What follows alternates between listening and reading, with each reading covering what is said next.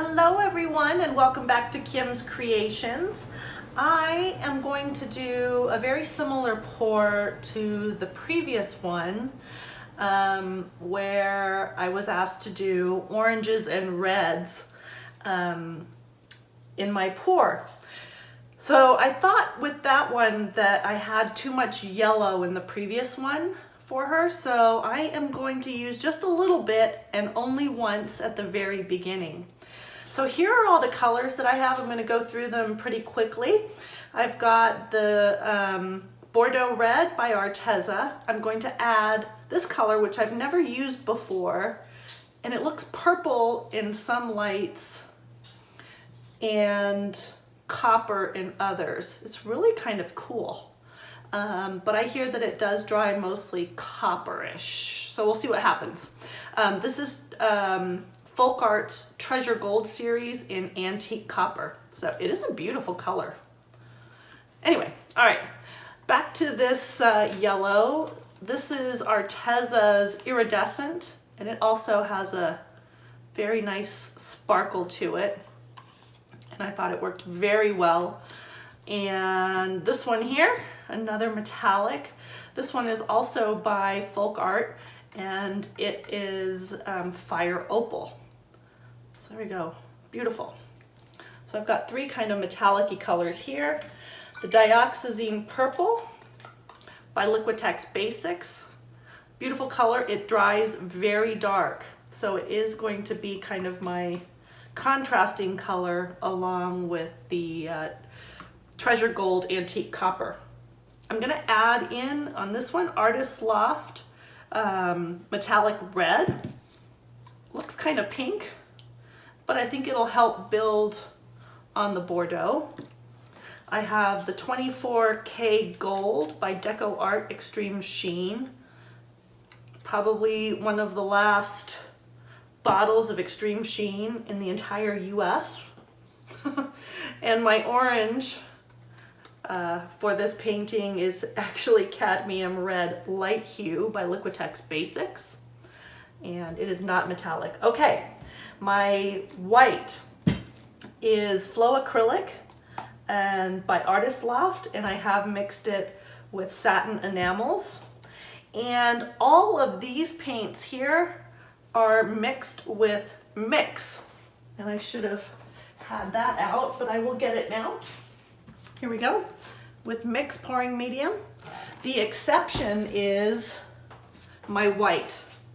So we'll see what happens with this. I needed to make up a big batch of the white for my puddle as well as my flow extender. So this is mixed 2 parts floetrol to 1 part paint and a couple, 2-3 scoopfuls of my popsicle stick of the satin enamels by Deco Art. So in my quest to help you guys learn from my mistakes, on the previous painting I learned that when you are putting the push pins in on the back of your canvases, if you're going to be lifting and turning and moving your canvases and setting them back down, picking them up, putting the push pins into that space where the rubber is on your deep edge canvases, they will come loose. If you're going to just do a Dutch pour, it's probably fine to put them into that crevice. So keep that in mind. I learned that on my last one because 2 of my push pins fell out and it was a bit of a disaster. Learning point number 2, I was gonna set up this painting to show you that I had put the push pins into the wood and hammered them in and taped the back, and I thought, well, I'll just leave it down, they can see that, and I'll put all the paints that I have here in here to show you. As you can see, I knocked one of them over. So this canvas, I don't know if I'll be able to use it again or not, but I'm setting it off to the side and starting again. So lessons learned, don't make my mistake. All right, I'm gonna get set up and we'll see you back here in just a minute. Okay, so here I am back. I just had to get the canvas down. I did spray the back of the canvas and taped it, as you already saw. That is nice and tight, sounds like a drum. So I've got my colors arranged. They're just off the screen, I know, but I don't have any room. This is a very large 24 by 24. All right, so I am going to start with this lemon yellow by Arteza, the iridescent. I'm gonna follow it by that cadmium red, deep hue, I think is what it was called. You can look back on it in case I got the names wrong. Fire Opal, that'll be really good. Beautiful. Now I'm gonna add that Bordeaux. Good layer. That's my layers so far. I go in with some gold. This time I'm not gonna add any white in between my layers. I'm gonna let the white come up from my puddle below and see what happens. All right, this is the metallic red. Should be interesting. Pretty, very, very pretty color. I'm just trying to sandwich the colors a little bit, light, dark, so that hopefully they show up. There's the purple, dioxazine purple. What am I gonna put in between there? I think gold. I'm gonna put the gold in here. And then I'll put this beautiful copper color that looks purple. I don't know how that is, but it just is. Okay, was not gonna go back with the yellow again, so we're gonna go back with orange, which I think should look great next to the copper, if and when that happens. Fire Opal.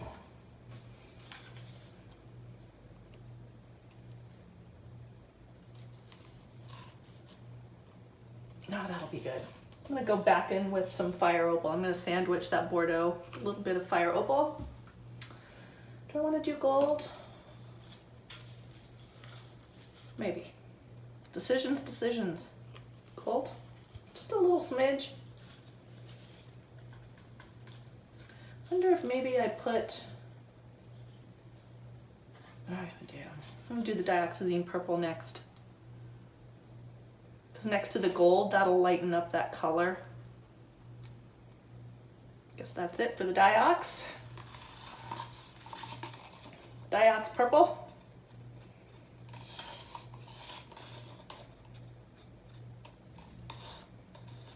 Okay, get that out of the way. Now I'm gonna do this red. Now we'll go back. I think I'm gonna go back with the Bordeaux red. Now I'll put this copper gold.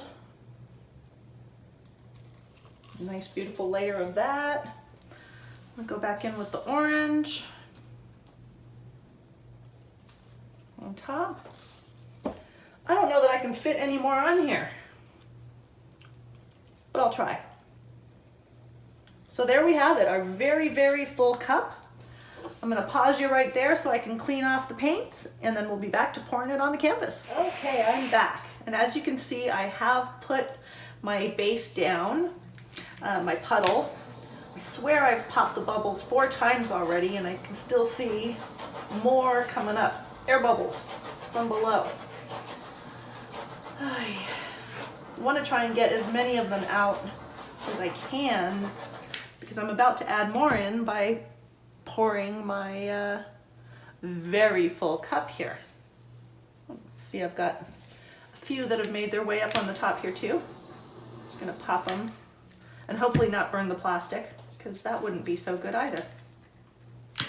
Okay, all right, that's it.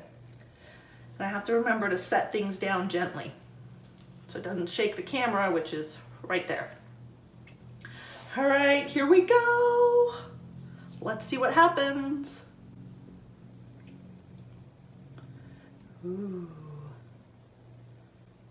Oh, I am liking how it's looking so far.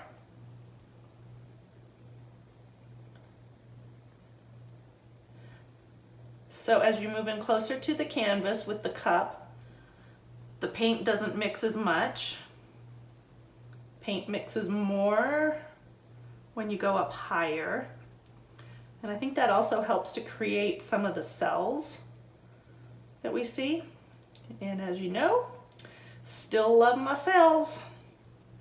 And I do really like turning my cup. I think it creates a really cool pattern in the paint. And I'm going to turn it back. Who knows what that created? Might have done it too slowly. What the heck? We'll turn again.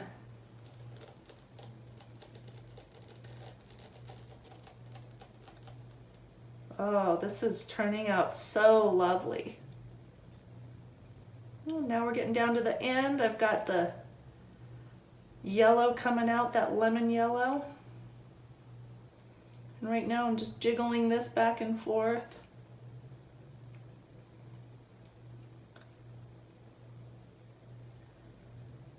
Paint will overlap itself. Hopefully it'll create kind of a sunset, sunrise look here. Never know.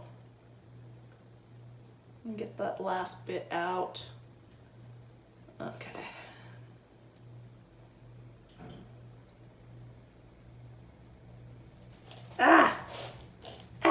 Look at that cup now. Look how pretty that is. Okay. So that little bit there that I kind of missed with my cup here, all you need to do in order to fix the pattern, you can just take your skewer, just circle it around, and then nobody will ever know that you didn't quite get your last drip. Well, they'll know if you're watching this. Okay, so I'm gonna torch this again. Oh my gosh, I'm loving these colors.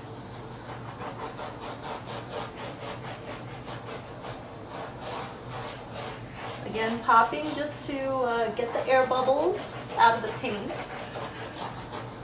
Some of these paints I did mix up today, just before this pour, and then some of the other ones were left over from my last pour.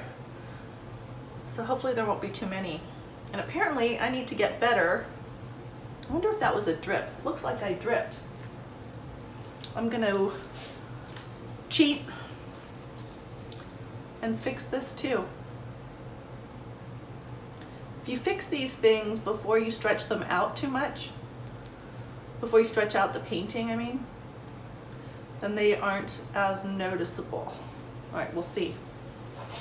We will see.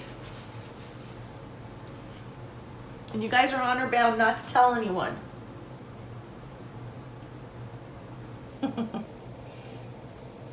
Definitely need to get better at pouring the paint in the center of the canvas.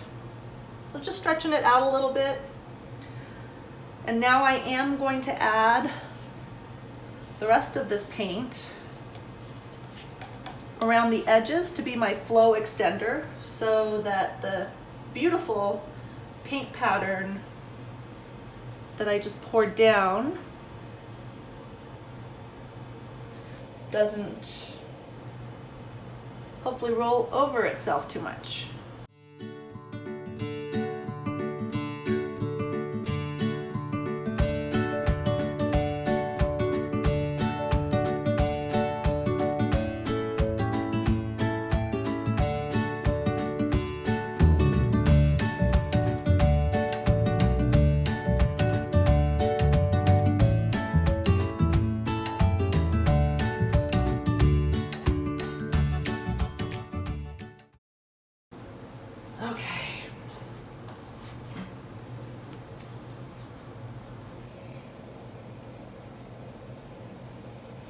think I already have a name for this picture.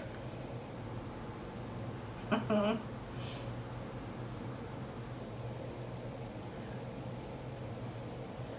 around, you see how the flow extender is working and the paint is not rolling over itself as I am turning this around my canvas.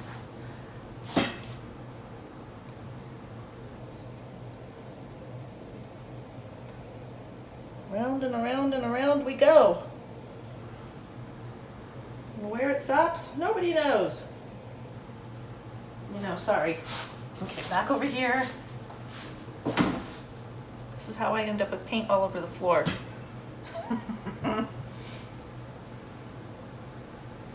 it back to center.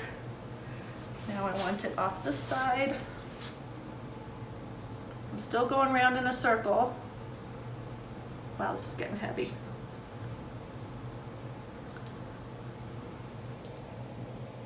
Going off that edge. Okay. I'll bring this back. Bringing the weight of the paint back more towards the middle.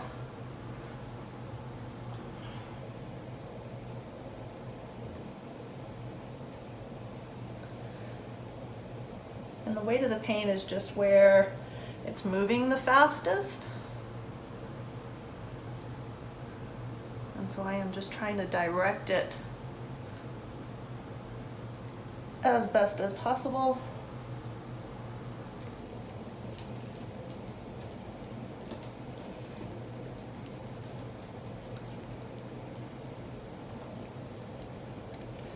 And now I'm definitely gonna have to set this down.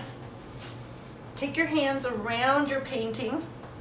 Oh yeah, definitely got some floor coverage too.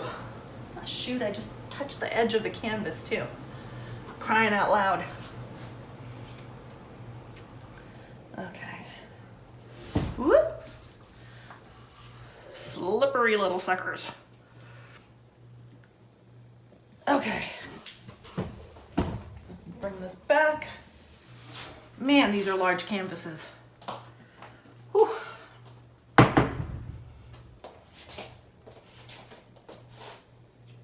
Okay, I'm gonna swirl this around once more because I want to bring that yellow bit into the center.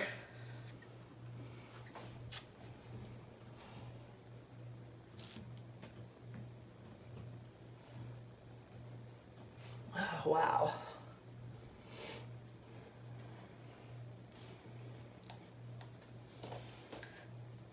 I love it. So don't forget at the end to run your stick under the bottom to prevent the drips. I am just going to, the drips will continue to drag the paint off your canvas. So here we go.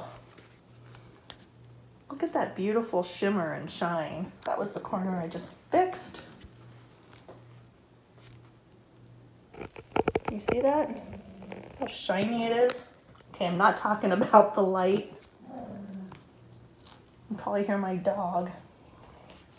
Look at that area.